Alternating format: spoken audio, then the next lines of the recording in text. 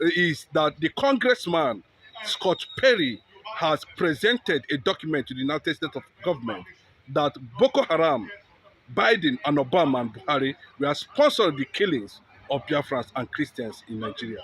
What is actually playing out from your own point of view as Nigeria is currently now? In exile is exposing, hypocrisy of this country.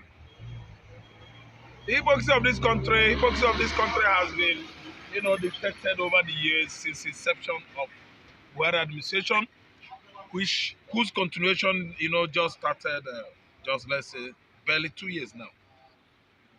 As Bola Ahmed Tinubu, commenced from where Tinubu's administration stopped. So the Orabuez'S, the Okere, the Simon Ekpas, they are doing good job. I don't call it consultation, it's confrontation. Because they are representing, Biafrans. All they do is to favor Biafrans, to favor Biafran nation, to make sure that they gear up emancipation of Biafra, which has actually been, declared in Lati, Finland. So they have taken the Biafra agitation into White House, from White House to the congressman. The Perry of Scott a man Perry, you called, is a lobbyist too for nnamdikanu, Biafran lobbyist. And you see that they are coming. I tell you that United States of America is coming. And then again, I want to tell you that ICC is on it. Nigeria refused to honor invitation by ICC, and they are going to brace up that kind of altercation or confrontation between UNO, all the umbrellas under UNO, and Nigeria. I think there should be a face-off between Nigeria and this United Nations platform very soon. Because over the years we witnessed on social media, if not that social media is in place, I wonder what would have been Igbo land, become of Igbo land now. They would, be denying all the atrocities, all the animosities committed by Buhari himself. And the continuation of Buhari's, animosity. Tinubu administration started from there. And we are seeing the same animosities, hostilities against Igbo man in the recent time. Just barely 2 years of Tinubu's administration, we've known how many Biafrans that were, shot to death, unarmed youths in the southeastern Nigeria. Tinubu has started from where Buhari stopped. The issue that Nigeria has today. Wasting of blood, wasting of money, destruction of Nigeria economy is bordering on the fact that it's only Yoruba and the Fulani that are at the head of government of this country. And they've never been able to brace it up that Yoruba man is responsible for destruction of Nigeria. That Fulani man is it. For something years, no development in the north. No development in the north. The Hausa youth, the Fulani youth, they are all Okada riders all over the country. And the highest achievement any one of these youths from the north could attain is rearing of animals in the bush. And that's why we've gotten ourselves in this mess.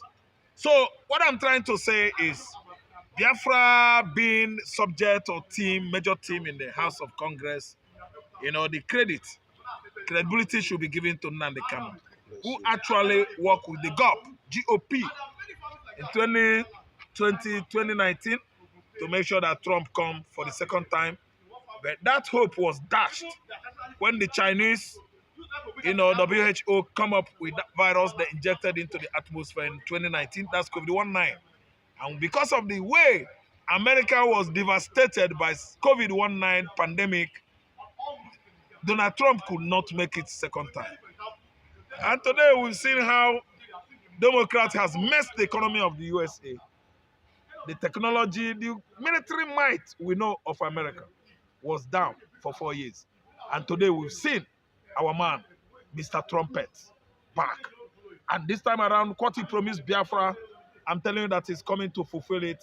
And it's in place already because actually Donald Trump is going to fulfill his promise to Biafra.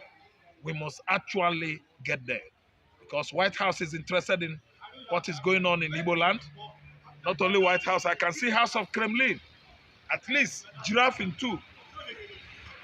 From Russia to Biafra land. That is Putin. Until the eagle is let off the cage, I think we must actually get there. Nnamdikanu must be free.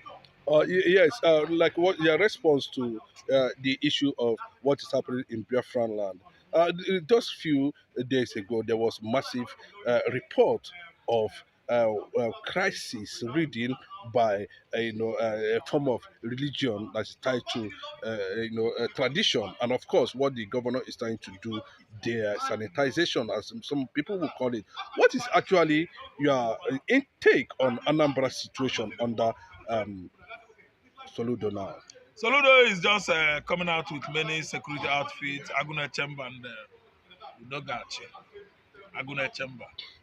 From that, we see how his planning masters, tutored him to eliminate Anambra youths, eliminate traditional worshippers, eliminate all the Bibias, native doctors in Igbo land, are now enemy of Charles Soludo.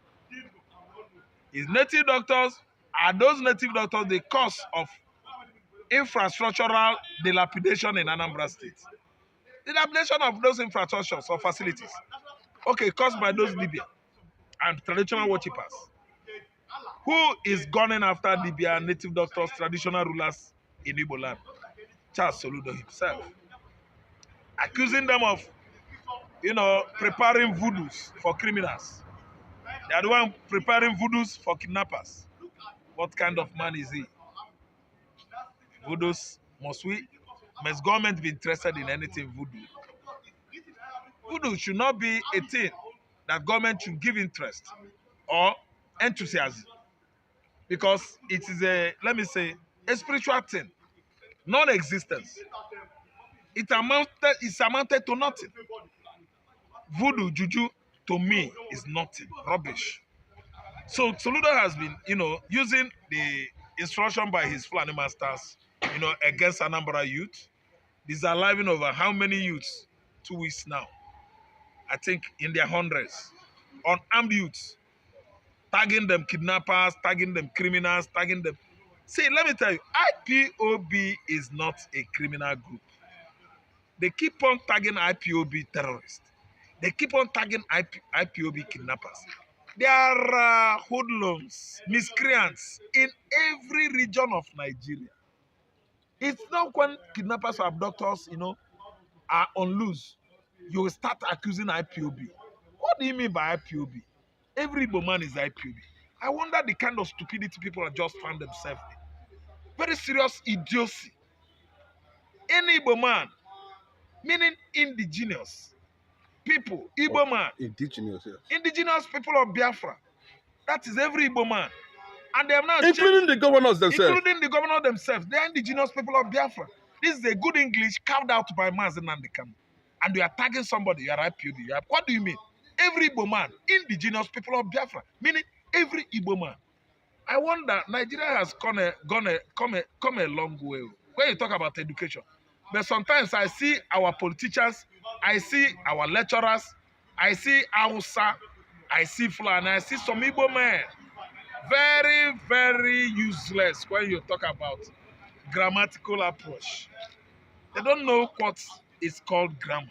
They don't know English. Because those people you are tagging indigenous people of Biafra, you yourself, you are too. Nothing like terrorists in Igbo land. We are Igbo people. We are not terrorists. The terrorists we have in Africa is Fulani, Arabs, Sudanese Arab, Somalia Arab, Al-Shabaab, Boko Haram. These are Fulani people. Yes. We don't have Igbo man is not a terrorist. The Fulani man, the cattle rearers,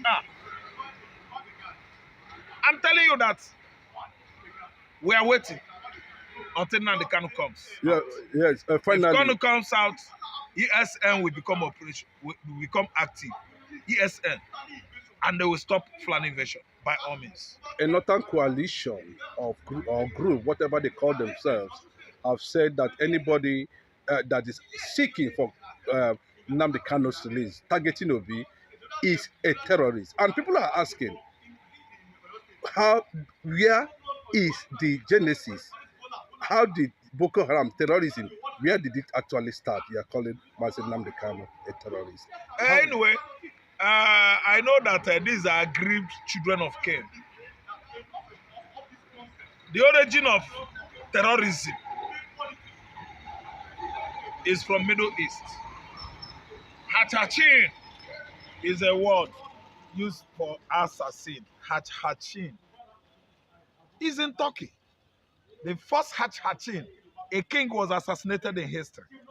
The first assassination ever is from Middle East. Fulanis migrated from Middle East. They are Arab. Aggrieved children of Cain. Cain slew his brother Abel, sprinkling the blood of the innocents on the ground, on the earth. And that blood started crying and be following Cain. The blood has been following Cain until Cain, his spirit, Cain started manifesting on Fulani. Cain is the one that is manifesting in Fulani. If you look at a Fulani man, he's aggrieved. A Fulani man is an aggrieved man. What is it that is annoying this man? Because God cursed him. Why did God curse him? God cursed him because he slew an innocent man appreciated by God. That's why the Fulanis that are Christians in Nigeria, they are not up to 10,000. All they know is Islam. Islam, Islam. Islam up, Islam down. Mosque up, mosque down. Quran there, Quran here. Arab inscription. Going to Medina and Mecca. Finish. Fulani man don't feel it no concern. Because these are visitors allowed by the Fulani, by the Hausa, their Hausa host. 18th century, 200 years ago. 200 and something years ago. It's finished though. You allow your visitor, he help you fight certain snake, big snake. It's a history. And they succeeded on killing the snake that was, giving the Hausa locals trouble in those days. That was how Hausa allowed them. They stay with Hausa, and many of them, their brothers in the Sahel countries, were invited over into North to stay with them. That was how they used pointed nose women with pointed nose, Fulani women, beautiful, giving the Hausa local chiefs for marriage. And that Hausas did not know they were using sex evangelism to capture the Hausas into Islam, and they actually succeeded on doing that. From then, they Islamized the Hausas, accusing the traditional worshippers of paganism, put many of them to sword. Yes. From there, Osman Dafoe struck again, forcing every Dick and alley, all the Hausa Negro into Islam. And today, Islam has taken a strong foothold in the north, killing, putting to sword all the Christians, all the traditional worshippers. These are sanguinary, bloodthirsty race in Africa. That's why Ghana said, we don't want you. They are wanderers. They don't have a permanent place. Wolof in Senegal, Wolof in Gambia, they are wanderers. They rear animals from place to place. These are Fulanis. They don't have a permanent place. Fulanis, some that dwell in the township, they visited. The one that dwell in the bush, they wander from place to place, grazing on people's land. As far as Angola to Congo, Bororo in Congo, Angola said, we don't want you. Fulani is not in Angola. Angola said, anything noise, early in the morning, evening, Allah, no, we don't want it. That's why they churn Fulani, they churn Islam in Angola, and Angola has become the biggest African economy today. Okay, thank you. For those, one more question before we go.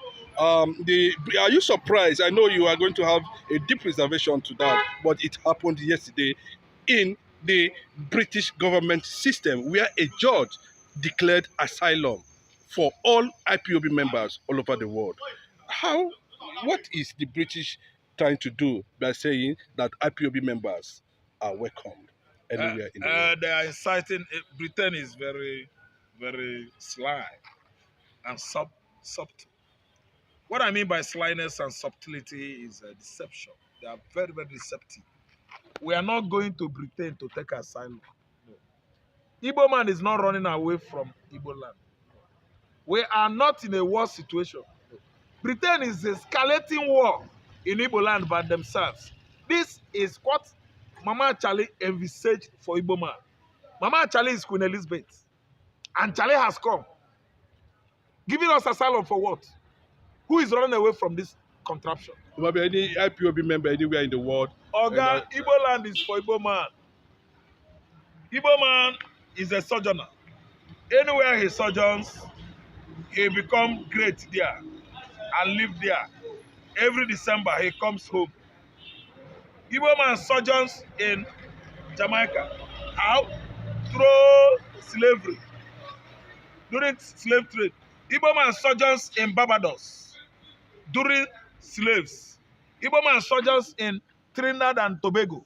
Igbo man sojourns in Haiti. Igbo man sojourns in the United States of America. We are not going to take asylum in Britain. Britain man katahana apa within the Fulani. Britain na apa nkata oha, vapacha nkata. Nkata megini ekudofa. They think say we be Mugu abi. British Mugu. Na Britain be Mugu. We not be Mugu. We are not going anywhere. Hapacha nkata ekudofa. IPOB is Igbo man. Indigenous people of Biafra. Instead of taking asylum in London, we are going to take asylum in Jerusalem. We don't have anything to do with people that are practicing witchcraft. The British man is a witch, witches and wizards. British man and woman, they started killing since 13, 14, 15 centuries. Witches and wizards, they set you ablaze. That was how Joan of Arc was burned to the stake unnecessarily. The woman wasn't a witch. They burned him to the stake and later canonize her. Joan of the Arc. She was later canonized because actually, after thorough investigation, they find out that that woman was innocent. Britain is into witchcraft, and they can never witch hunt Igbo. We are more than Britain. Thank you. I know how many years it took us to fight Britain. Britain fought us for how many years before they could prevail? During the era of colonization. Britain fought us for 60 good years, and they used Bible and Christianity to infiltrate the Igbos. So, witches and wizards, we are not going to take asylum in your country. We would rather take asylum in Israel. That is where our ancestry is traced to. Thank you.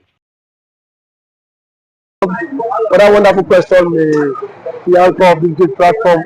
First and foremost, I want to say, someone has come out to say, or has outlined countless times that he said that the Nigerian government cannot win Biafra with a barrel of gun for a second time. Now when he said that, see, Nigerian government cannot win Biafra with a barrel of gun, it means that nobody needs to die for them to exit Nigeria. Now, Ojogun fought Biafra in a different dimension. Now, nnamdikanu did it via his own dimension. So EPA is taking it globally. And now, we've seen world body recognize Biafra. We've seen the UN and then some other global body have come out to endorse the Biafra struggle. So kudos to him, it is a plus. Some persons have come out to say that Samonekpa should be discredited, the likes of Orabuez'S and that of the Southeastern governors. But my question is that you said Samonekpa should not be taken serious. Then who should be taken serious? The government who who is not willing to protect our people? Is it the people who have refused to speak up when the Igbo man has been marginalized in the country? Is it the same governors who have become a tools in the hands of their Fulani master? So for you to even have a character like Samonepa and nnamdikanu to have come out to say enough is enough, that we are tired of this contraption called one Nigerians. It shows that these people have this mindset that see they can no longer be the slave. So for him to have even gone as far as to hire lobbyists that will speak on behalf of Biafra in the world sorry, in the UN summit, to me it's a plus, and that alone the voice of Biafrans will be heard globally, and the voice of an Igbo man is also being heard globally. Now let me take it back the line. When Southern Sudan and South Sudan wanted parted ways, nobody killed each other. Nobody go through the route of violence. It was done amicably. So Samonepa is doing it amicably for him to convince world leaders that this thing is possible, and why the government of the day, the present government of Nigeria, are not seeing it that way. Thank you. You can also to the government, to the Nigerian government, be worried about this. Why would they be worried? The same people have sent assassins to kill Samonepa. Now only he has escaped. So see, one thing about it is that the government of the day, they are panicking. There's panic. You know what is now? Say a particular tribe or a major tribe to exit your country. You know how an Igbo man is. You know the investment of an Igbo man is in the country. Now imagine if